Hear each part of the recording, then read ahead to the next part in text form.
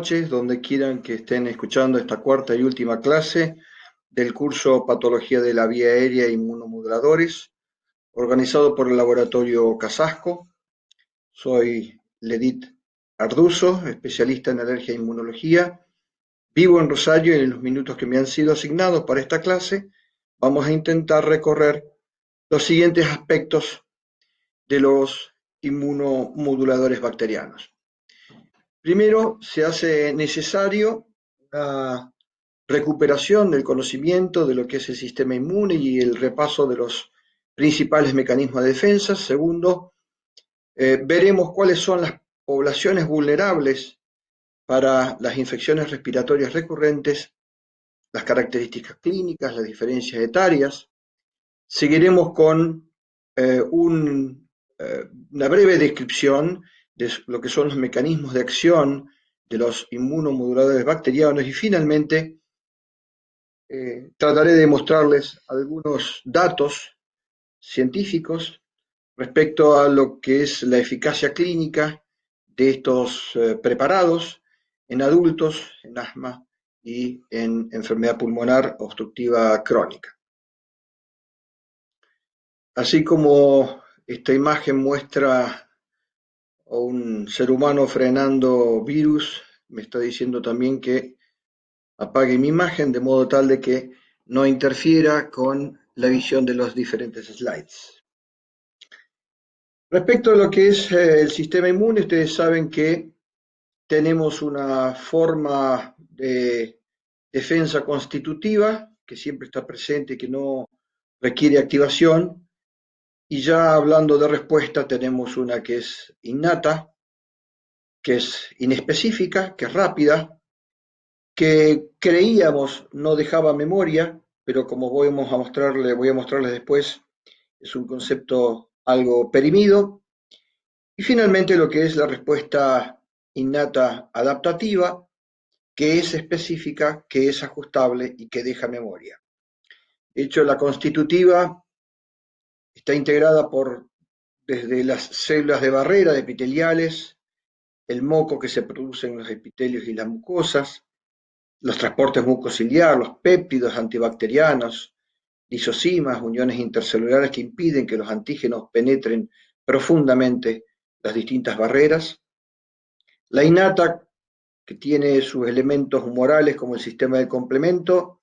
y sus elementos celulares como las células linfoides innatas, monocitos, macrófagos, células NK, mastocitos, basófilos, neutrófilos y eosinófilos,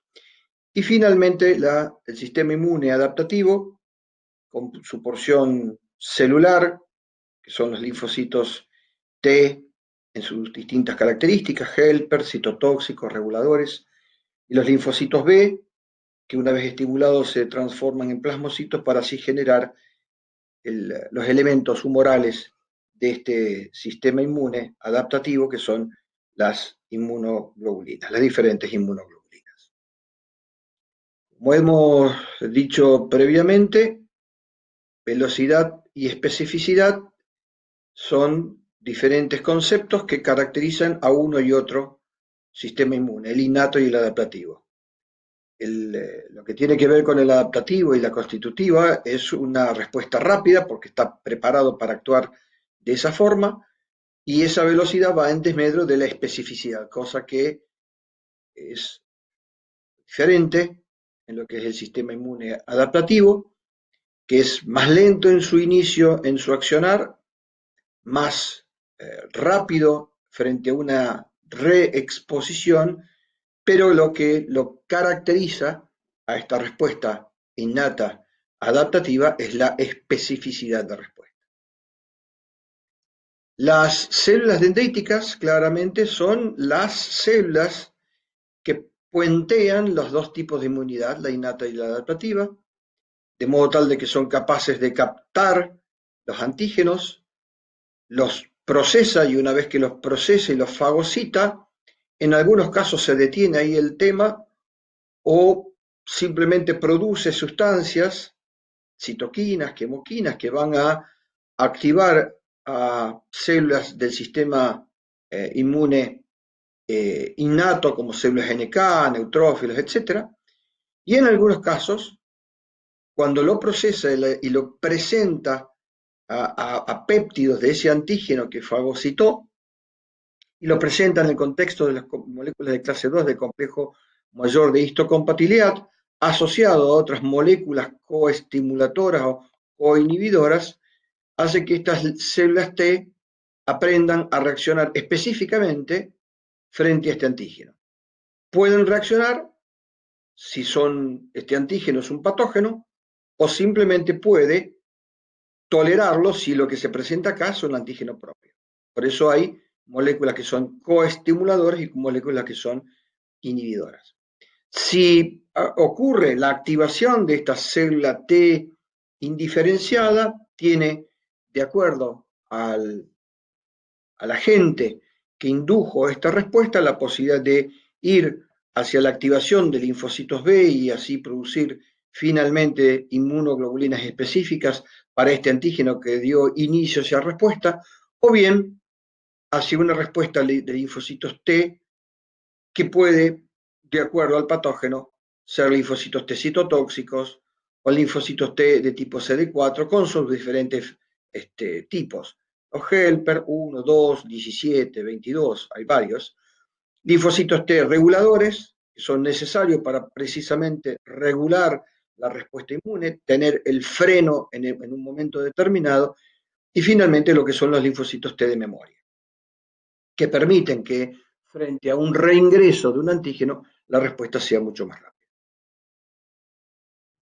Hay órganos en el sistema inmune, algunos que son los primarios, considerados primarios o encapsulados, timo, que es donde se diferencian las células diferenciadas en linfocitos T, y lo que tiene que ver con la médula ósea, que vendría a ser el parangón de la bursa de Fabricio en las aves, que es donde se diferencian los linfocitos en linfocitos B. Después están los órganos del sistema inmune encapsulados secundarios, como las adenoides, las amígdalas, el vaso, las placas de Peyer, etc. Y finalmente, órganos que están difusos, que no están agrupados, no están encapsulados, que son secundarios, y donde está lo que se llama el tejido linfoide asociado a mucosas, que es un sistema inmune que está en los principales lugares de contacto de la barrera, que significa la mucosa, con el interior de nosotros, del individuo. Ya sea aquel asociado al nasofarinx, a bronquios, al gastrointestinal y al tracto genitourinario. En estos lugares, obviamente, hay sitios inductores y sitios efectores que son capaces de captar, por un lado, los antígenos, en esos lugares a producirse esa presentación, como decíamos después, y luego en estos órganos es donde las células entrenadas y estimuladas son capaces de producir elementos, células, factores inmunes capaces de eliminar a cualquier factor o agente patógeno. En segundo término, voy a mencionar rápidamente lo que tiene que ver con las infecciones respiratorias, sobre todo en las recurrentes. De hecho, las infecciones respiratorias altas, indudablemente, son de una prevalencia muy alta, constituye un casi 88% del total de los episodios de infecciones respiratorias, y esto entiéndase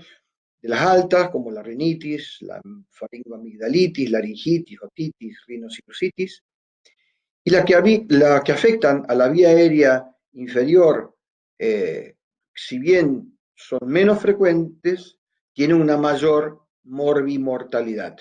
Y acá entiéndose como las traquitis, las bronquitis y las neumopatías. De hecho, en los países desarrollados, las infecciones agudas de la vía aérea constituyen cerca del 20% de todas las consultas médicas y un 30% de las ausencias del trabajo, así como un 75% de las prescripciones de antibióticos, más de una vez indicados en forma errónea. De hecho, cerca del 50% de todas las consultas de pediatría en los países industrializados son por infecciones del tracto respiratorio. ¿Y por qué decía que muchas de esas prescripciones de antibióticos son de forma errónea? Porque más del 80% de las infecciones de la vía aérea son causadas por virus y casi el 95% si hablamos de niños. De hecho, los más comunes son el rinovirus, el sincicial respiratorios, los adenovirus y los virus de influenza. Las bacterianas es frecuente como sobreinfección bacteriana posterior a una viral y de hecho son numerosas las bacterias que están asociadas a infecciones respiratorias. Ese quizás es el listado que les estoy mostrando de las cepas más frecuentes y más prevalentes. De hecho, ustedes saben que en las infecciones respiratorias su mayor incidencia se alcanza en la época invernal, en el otoño y en el invierno, sobre todo en las regiones de clima templado. De hecho, las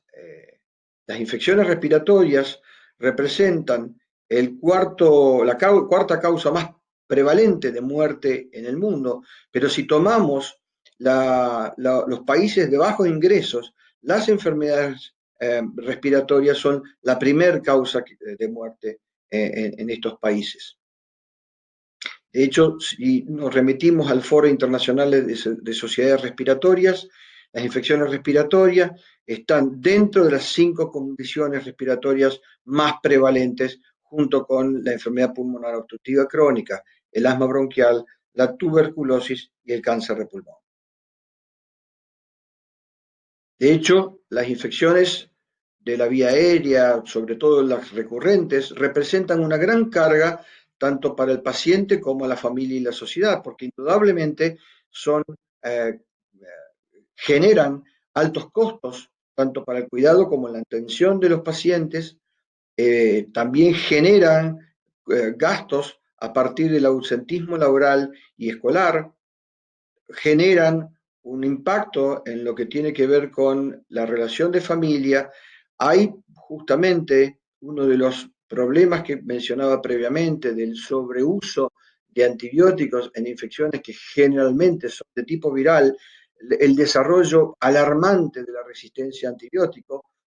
Esto es así que muchos creen que en la década del 50, promediando este siglo, se va a alcanzar casi, vamos a estar muy cerca de estar como en la época pre-antibiótico, de la cantidad y la relevancia de resistencia bacteriana que existe. Y obviamente todo este tipo de patologías, el ausentismo, las relaciones de familia, las relaciones personales, económicas, etcétera, conducen a una menor calidad de vida. Y en este sentido, es simplemente para mostrar un trabajo donde utilizando un cuestionario validado de calidad de vida, donde toma 4 parámetros para valorar el impacto que tiene una enfermedad en la calidad de vida. En 7 de esos 8 parámetros que considera el cuestionario hay una diferencia significativa entre los pacientes que tienen, adultos que tienen infecciones respiratorias recurrentes versus los pacientes sanos. Y el impacto en calidad de vida es similar a aquellos pacientes que tienen enfermedad pulmonar obstructiva crónica, osteoartritis o depresión. ¿Cuáles son los factores de riesgo para tener infecciones respiratorias recurrentes? Y hay factores que tienen que ver con lo ambiental, obviamente que el tabaquismo y el tabaquismo pasivo, indudablemente eso tiene un impacto, la polución en general lo tiene, la deficiente ventilación, los cambios bruscos de temperatura, los lugares públicos por el hacinamiento y el contacto de enfermos, claramente son elementos que favorecen el desarrollo de infecciones respiratorias. Pero también hay factores de riesgo individuales, como ser los extremos de la edad, el bajo peso al nacer, la desnutrición, la ausencia de lactancia materna, las inmunodeficiencias, tanto primarias como secundarias, un calendario de vacunación incompleto, déficit vitamínico, tanto de vitamina A como de la D, y patologías previas como, por ejemplo, asma bronquial, EPOC, diabetes, etc.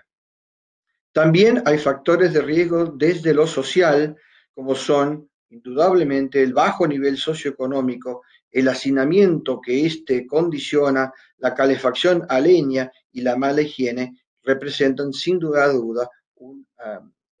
factores de riesgo para tener infecciones respiratorias recurrentes. De hecho, hay poblaciones que son más vulnerables y esto dependiendo de la población, la causa es diferente. Los niños tienen que ver más de una vez con una inmadurez del sistema inmune, tanto de los linfocitos T como del sector del sistema inmune innato. Los pacientes con patologías previas como bronquitis crónica o EPOC, indudablemente tiene que ver con un deterioro de las defensas, tanto innatas como las adquiridas, inclusive en lo que tiene que ver con los mecanismos de limpieza normales del moco, como es el batido ciliar, por ejemplo, simplemente para dar un ejemplo. Pacientes con asma bronquial, la inflamación de tipo TH2 por distintos mecanismos que no vale la pena ahora entrar en detalle, favorece el desarrollo o aumenta el riesgo de infecciones respiratorias, fundamentalmente en lo que a infecciones virales se refiere. Y finalmente, como decíamos antes, los adultos, ya sea los fumadores o los ancianos, también están más susceptibles. Los ancianos fundamentalmente por un proceso que hoy se llama inmunosenescencia, que está bajo la lupa de la investigación, porque indudablemente no se tiene bien claro cuál es el problema de esta condición. Decíamos, los extremos de la vida tienen algún tipo de mayor susceptibilidad para infecciones. Los niños, sobre todo en los primeros 3 años de la vida, si bien su sistema inmune adaptativo, sobre todo en los primeros meses, está cubierto por lo que le ha pasado la madre a través de placenta y lo que puede adquirir a partir de la leche materna, su sistema inmune innato, está disminuido y está en proceso de maduración. En el otro extremo de la vida, en los adultos, una vez que se desarrolló el sistema inmune innato, este permanece activo a lo largo de toda la vida, pero es el adaptativo el que aparentemente empieza a declinar y eso indudablemente hace que estos individuos a mayor edad tengan mayor susceptibilidad a las infecciones. Yo hacía referencia a la inmunosenescencia. Indudablemente, la inmunosenescencia tiene distintos aspectos. Uno de ellos es el aumento de la susceptibilidad de infecciones, pero algunos otros, como la producción de citoquinas en forma inadecuada, el aumento de la susceptibilidad para neoplasias. Y por el otro lado, un elemento que se tiene que tener en cuenta en la inmunosenescencia es que los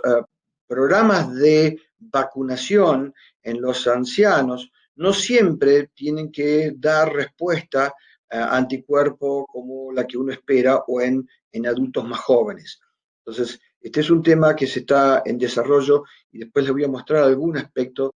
posible para poder resolver este tema de la inmunosenescencia. De hecho, el efecto que tiene, como mencionaba antes, de esta condición en lo que son las vacunas, tiene un alto impacto. Yo simplemente de esta tabla les quiero mostrar que los lugares donde, dentro de lo que es la respuesta inmune, los lugares donde hay alteraciones en los pacientes adultos por inmunosenescencia va desde la fase inicial, donde hay una presentación de las células, de los antígenos a las células T, pasando por la expansión, la diferenciación y lo que es la sobrevida y memoria. En todas estas fases se ha demostrado que hay algún tipo de alteración en la respuesta a la vacuna y por ende una disminución en la protección final, que es lo que se espera lograr con una aplicación de una vacuna. La tercera parte de esta charla está referida a los mecanismos de acción que dan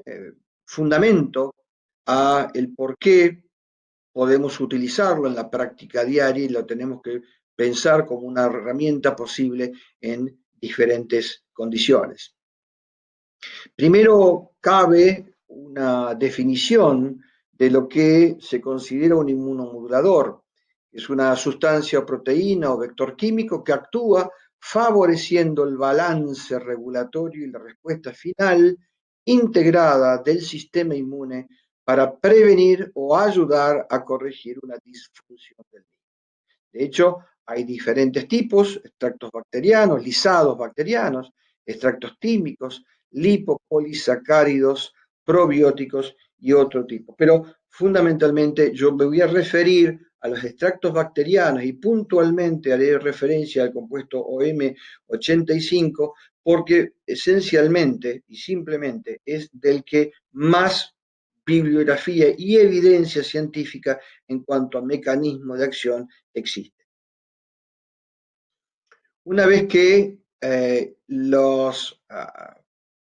péptidos o patrones o patentes moleculares asociadas a patógenos, que son los péptidos que presentan diferentes bacterias, no importa el tipo de bacteria, y eso es lo que se busca administrar cuando uno administra lisados bacterianos en preparaciones como son OM85 o Bronchovaxón, eh, que es el nombre comercial. Una vez que ingresan por vía intestinal, atravesando la mucosa intestinal, y esto es si hablamos de inmunoestimulantes que se ingieren. Este mismo mecanismo ocurre si se administra por vía sublingual o la preparación es para administrar por vía sublingual. Sea cual sea el lugar, sea intestino, sea en la mucosa bucal sublingual, el antígeno es captado por una célula presentadora de antígeno. Como habíamos visto, la presenta linfocitos T que en interacción con linfocitos B van y esa interacción ya se produce en el ganglio linfático regional, activa a los linfocitos B, se vuelcan al ducto torácico junto con linfocitos T específicos y a partir de llegar a la circulación general se alojan en los distintos sitios de lo que es el tejido linfoide asociado a mucosas. Y lo que se logra no solamente es que estos linfocitos B produzcan inmunoglobulina A específica de secreciones para mucosa, que tiene una actividad fundamentalmente bloqueante para virus, sino que lo que tiene que, como acción es estimular el sistema inmune innato y lo que tiene que ver las células presentadoras de antígenos. En este sentido, simplemente para utilizarlo como diapositiva de resumen, para ver cómo esta estimulación con estos inmunomoduladores bacterianos tienen acción no solamente sobre las células dendríticas, aumentando su capacidad antiviral, sino que además aumentan la expresión de moléculas de adhesión, la habilidad de presentar antígenos a los linfocitos T. En las células epiteliales del bronquio también aumentan su capacidad de producción de citoquinas antivirales y la capacidad de eliminar mejor a los virus. Producen una expansión de los linfocitos T, sobre todo una polarización de los linfocitos T helper 1, también de los linfocitos T de tipo reguladores, aumentan la actividad de monocitos macrófagos con la condición, con la consiguiente acción de tener una mayor capacidad de eliminar patógenos, y sobre los linfocitos B, como habíamos dicho, tienen la mayor capacidad de producir inmunoglobulina, pero a su vez de producir no solamente inmunoglobulinas que eliminen bacterias, sino también con capacidad antiviral, como por ejemplo la inmunoglobulina A. Este concepto que yo les estoy presentando ahora, que es el entrenamiento del sistema inmune innato en la salud y en la enfermedad, es un concepto relativamente nuevo y es sumamente importante comprenderlo. La epigenética cuando hay un reprogramamiento en lo que es a través de la epigenética, significa que ah, elementos medioambientales son capaces de hacer que los genes presentes se expresen o se repriman. Esto es, las infecciones o los antígenos que uno puede introducir a través de vacunas pueden reprogramar en forma epigenética al sistema inmune innato, haciendo que, por ejemplo, tengan una mayor tolerancia a determinados antígenos. Uno de estas formas se entiende como, por ejemplo, nosotros toleramos sin ningún problema antígenos o proteínas extrañas, como por ejemplo los alimentos, sin inducir respuesta. Por el otro lado, hay un entrenamiento de este sistema inmune innato que hace que madure más rápido y que produzca una protección no específica a través de una vacunación específica. Vamos a tratar de ver esto más en detalle. Esto es una respuesta inmune adaptativa, donde frente a una exposición inicial hay un tiempo de latencia de programación de linfocitos T y B que hace que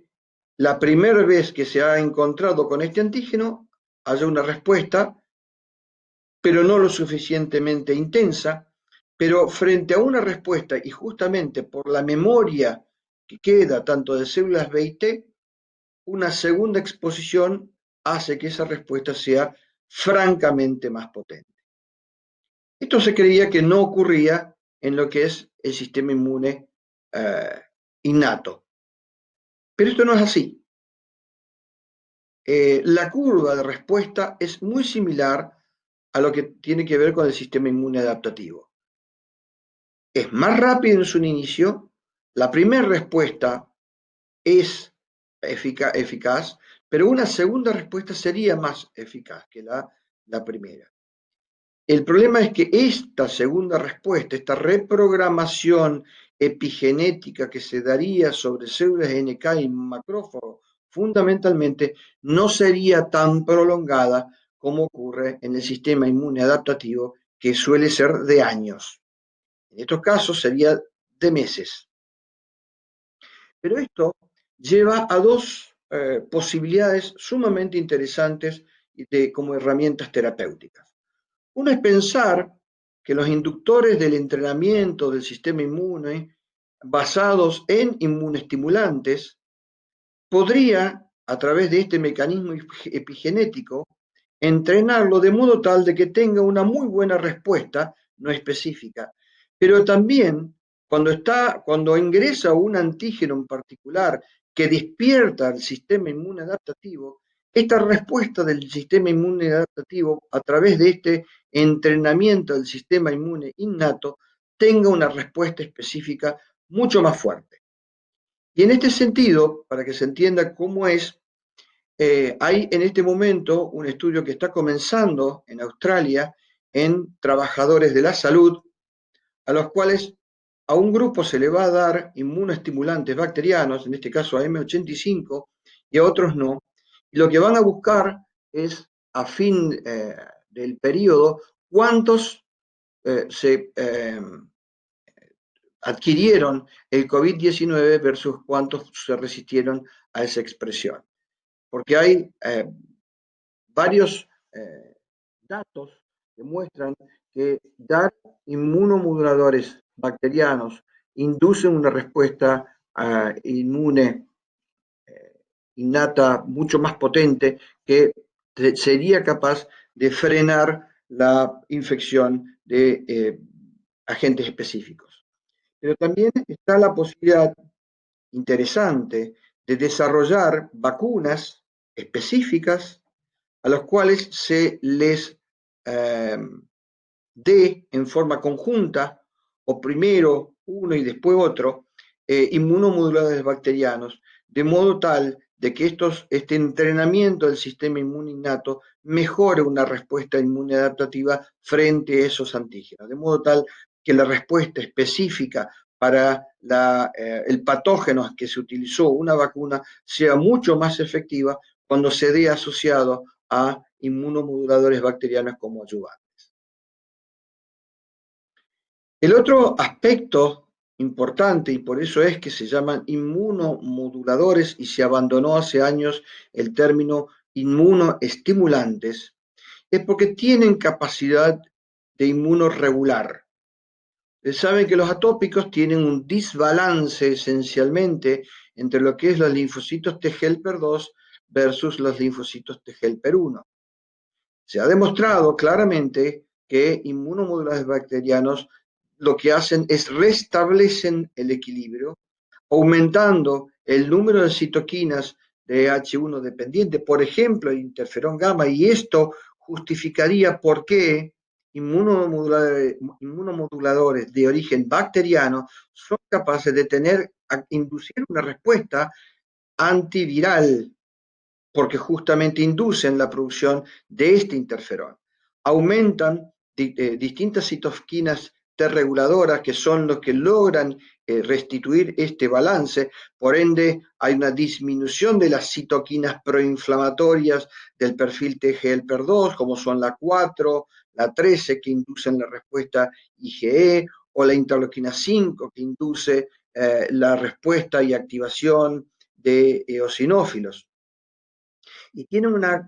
impacto en la inflamación de la vía aérea, un gran impacto, reduciendo el infiltrado inflamatorio tanto de eosinófilos como de neutrófilos, como de macrófagos y de otro tipo de linfocitos, y el efecto del aumento de la interleuquina 10 tiene un resultado en lo que es la disminución del remodelamiento y de la hipersecreción, dos de las características principales de los pacientes que tienen asma bronquial de tipo atópico. Finalmente, voy a tratar de mostrarle algunos datos respecto de eficacia clínica de los inmunomoduladores bacterianos. Lamentablemente existen pocos datos en adultos y en lo que tiene que ver con senescencia.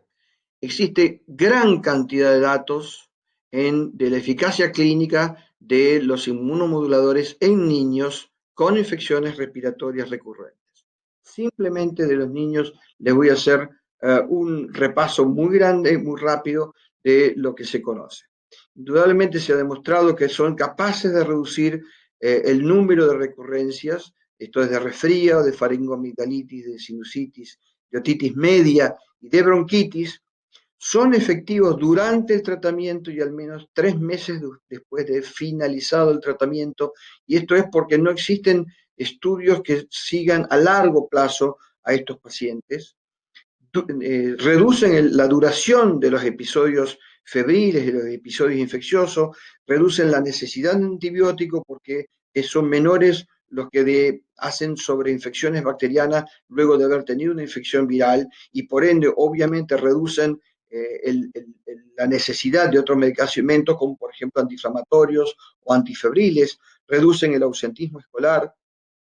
Se pueden utilizar en niños muy pequeños, desde 3 meses se puede usar, si bien están licenciados para niños mayores, un poco mayores, pero hay trabajos que demuestran su absoluta seguridad en niños muy pequeños, y sea cual sea el trabajo que uno vaya a leer, los efectos secundarios de estos compuestos son escasos y cuando existen son muy leves, fundamentalmente a nivel gastrointestinal. Respecto de la EPOC, ustedes saben que es la 4ª causa de muerte en el mundo y que probablemente a partir de este año ya pase a ocupar el 3er lugar. De hecho, una de las primeras diapositivas que yo les mostré ya figuraba en ese lugar. De hecho, más de 3 millones de personas murieron en el 2012 por esta enfermedad, representando el 6% de todas las muertes a nivel global.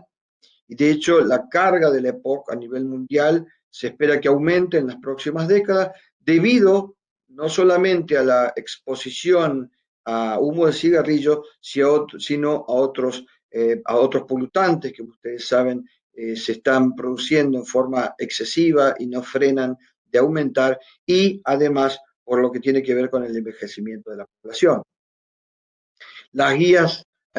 Gold de manejo del EPOC prevé distintas instancias de tratamiento, pero una de ellas tiene que ver con el manejo de exacerbaciones. ¿A qué se considera exacerbación de enfermedad pulmonar obstructiva crónica? Es lo que se considera un empeoramiento mantenido del paciente en su situación vasual de disnea,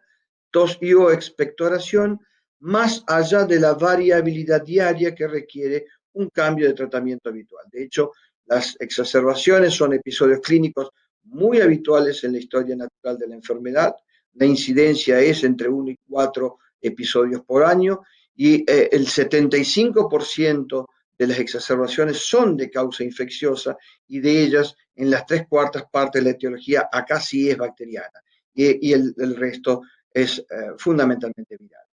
¿Y por qué son importantes las exacerbaciones y se le dedica un capítulo aparte? Porque claramente las exacerbaciones son factores de riesgo de mortalidad, son factores de progresión. Cada exacerbación representa, sin duda alguna, una declinación de la función pulmonar y por ende un aumento de la disnea. Disnea que es la causa fundamental de la marcada alteración de la calidad de vida que tienen los pacientes con el EPOC. De modo tal que en estas guías, cuando se hace mención al manejo de las exacerbaciones, lo que se pretende es disminuir, que los pacientes tengan menos cantidad de exacerbaciones anuales, que la severidad sea menor y que por ende las hospitalizaciones inducidas por exacerbaciones sean menores. En este sentido, hay datos sumamente importantes respecto de los inmunomoduladores bacterianos en esta enfermedad, respecto de la capacidad que tienen de disminuir la colonización bacteriana de la vía aérea, en cuanto a disminuir la severidad de las exacerbaciones, ya sea haciendo que duren menos, que necesiten menos antibióticos, menos hospitalizaciones y que mejoren la calidad de vida. Respecto de la disminución de la frecuencia de las exacerbaciones en EPOC, hay datos promisorios, pero faltan trabajos que sean adecuadamente diseñados para obtener datos como para que este tipo de compuestos sean incorporados dentro de las guías de tratamiento. Y respecto de la mortalidad y la progresión, si bien hay datos que podrían estar mostrando esto, no hay trabajos serios que lo hayan evaluado seriamente y a partir de eso obtenido datos realmente importantes como para que puedan ser mencionados como efecto de los inmunomoduladores. Respecto del asma bronquial, las infecciones virales como las exacerbaciones asmáticas claramente son disparadas por distintos aspectos. Uno es la que tiene que ver con la posibilidad de tener comorbilidades como la rinitis o exponerse directamente a antígenos si estamos hablando de un paciente atópico, y eso va a hacer que su asma sea más severo porque tenga más exacerbaciones. Hay componentes genéticos que determinan que determinados asmáticos su enfermedad sea más grave, más difícil de tratar. Las infecciones, tanto por virus, rinovirus o como bacterias, también son capaces de disparar exacerbaciones asmáticas. Y si uno ve cuando son las variaciones estacionales de las exacerbaciones, uno claramente puede ver cómo en el otoño y en el invierno son los dos picos de exacerbaciones, que es cuando más infecciones, como habíamos visto, del tipo vía aérea superior existen. Si uno busca datos locales, hace algunos años hemos evaluado acerca de un cuestionario que se le hacía a pacientes internados por exacerbación asmática en hospitales públicos. Uno podía ver que a veces que uno de los datos que uno encontraba es que alrededor de la mitad de los pacientes que estaban internados y que se lo encuestaron habían estado previamente por una exacerbación asmática, de modo tal de que haber tenido una exacerbación asmática claramente significa un factor de riesgo para una nueva exacerbación. Pero cuando vamos a ver el tema de las causas probables de la exacerbación, el 50% o por lo menos el 50% del total de los pacientes que estaban internados por exacerbación asmática se encontró a una infección respiratoria como la posible causa de su exacerbación asmática. De hecho, si uno ve cuándo se mueren los asmáticos por exacerbaciones asmáticas a lo largo del año, en los meses de junio y julio son los meses de mayor mortalidad o incidencia en mortalidad por esta enfermedad. Y esto es debido seguramente a lo que tiene que ver a exacerbaciones inducidas por infecciones respiratorias. Respecto de la actividad de los